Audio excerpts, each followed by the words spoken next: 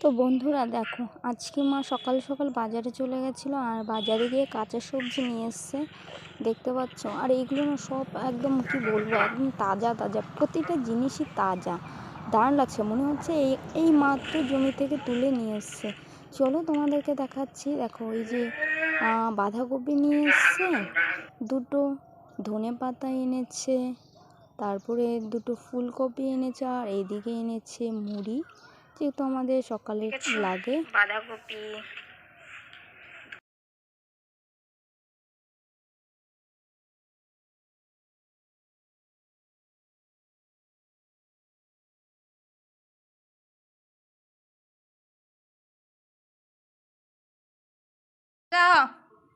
বল ওটাকে পিসি। বলো কোনটা পিসি? এটা পিসি। এটাকে এটা দাদা। এটাকে এটা হ্যাঁ দাদা, এটাও দাদা মা।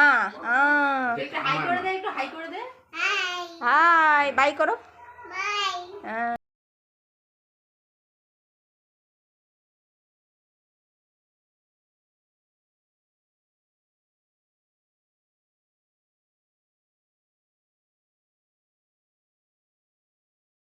মেনু মাছের ভাজা, ফুলকপি আর আলু দিয়ে ঝোল হবে মাছের।